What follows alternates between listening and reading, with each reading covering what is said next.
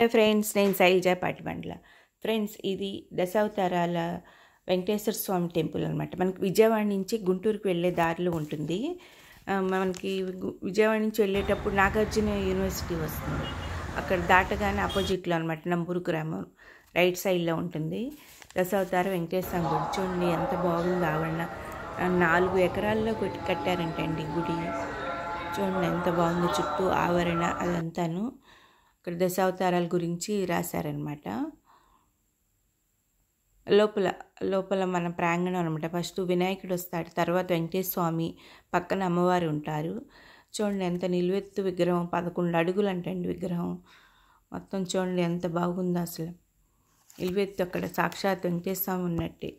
గుడి చుట్టూతో అనమాట అవతారాలు, మనకి దశావతారాలు మొత్తం ఉంటాయి అనమాట. ఇట్లా చిన్న చిన్న విగ్రహాలు గుడి చుట్టూతా చాలా బాగుంటుంది. మొత్తం గుడి అంతా కూడా రాతి కట్టడం. చూడండి గుడి ఆవరణ ఎంత పెద్దదో. ఈశాన్య మూల అక్కడ వెంకటేశ్వర స్వామి ఫోటోలు ఉంటాయి, అక్కడ మనం దీపారాధన చేసుకోవచ్చు. ఇది గుడి బయట అనమాట. శ్రావణ మాసాన్ని అమ్మవారికి పట్టి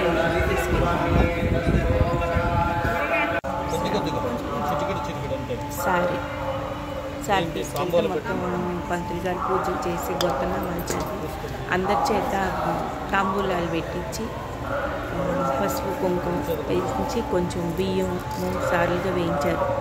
అంటే ఇది వడి బియ్యం అనమాట. వడి బియ్యం అమ్మవారికి అట్లా వడి బియ్యం పోయించారు అందరి చేత పూజ చేయించి. పంతులు గారు చక్కగా చీర అలంకరణ అన్నీ అలంకరణ చేసి అన్నీ పెట్టి అందరి చేత ఇట్లా వడి బియ్యం పోయించారు. మేము వెళ్ళిన వాళ్ళందరి చేత వడి బియ్యం కట్టించారనమాట. అది అమ్మవారికి సమర్పిస్తారనమాట. ఆ తర్వాత అందరికీ సారి పంచుతారు. చూడండి చక్కగా శ్రావణ మాసం మంచిది కదా, అమ్మవారికి సారి ఇస్తే అలా అనమాట. ఇది గుడి కింద ఏంటంటే అక్కడ ఉత్సవాలు అవన్నీ జరుగుతూ ఉంటాయి.